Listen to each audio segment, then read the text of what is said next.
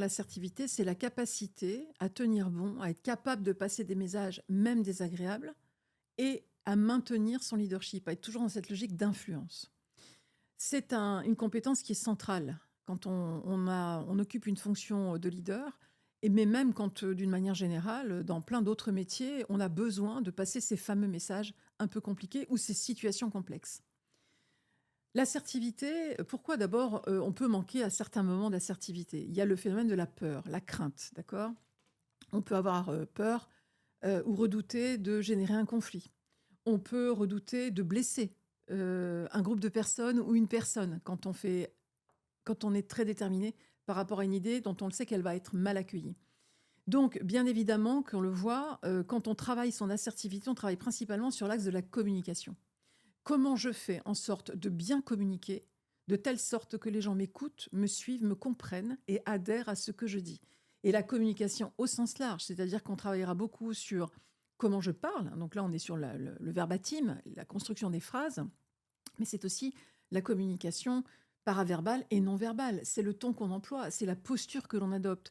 C'est vraiment un ensemble de choses autour de la communication qui vont permettre de dire tout ce que l'on a à dire, même si au départ, c'est pas toujours évident, pas très agréable, et pour soi et pour les autres. On est en 2026 et plus que jamais, les femmes commencent à retrouver vraiment des postures avec beaucoup de responsabilités. Elles entreprennent. Quels conseils tu donnes et comment se traduit ton accompagnement aussi là-dessus? Le leadership au féminin est un sujet très actuel et auquel je tiens beaucoup. D'abord parce que, à titre personnel, j'ai été chahutée sur ces sujets-là, d'accord?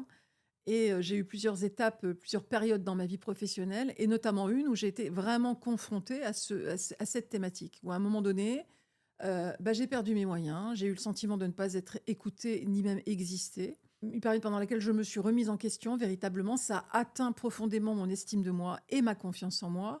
Donc cette expérience vécue me rend d'autant plus sensible, et peut-être efficace, par rapport à une thématique comme celle-là. Et malheureusement, j'ai envie de dire, je constate qu'en 2026, comme tu le disais, tout à l'heure, les sujets de leadership au féminin sont à peu près aussi prégnants qu'ils ne l'étaient il y a 30 ans. Voilà.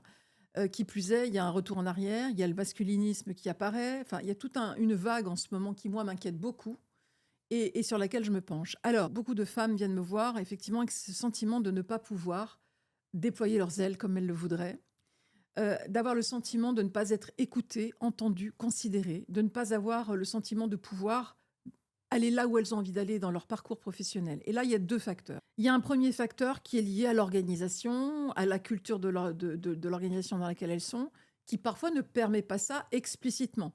Beaucoup d'organisations veillent à ce qu'il y ait une équité, attention, hein, et il y a beaucoup d'efforts qui sont faits en ce moment même pour ça. Mais il se peut que, la façon d'y aller n'est pas forcément la façon la plus appropriée ou la plus évidente. Ou que c'est pas un schéma connu encore. C'est-à-dire qu'ils ont pas traduit leurs envies par du concret. En fait, ils connaissent le schéma, donc il y a une conscience, mais parfois une gêne quant à la façon de l'adresser. C'est-à-dire qu'il y a une forme d'incompétence des organisations à adresser ce sujet-là. Donc elles l'adressent bien souvent de façon très partielle.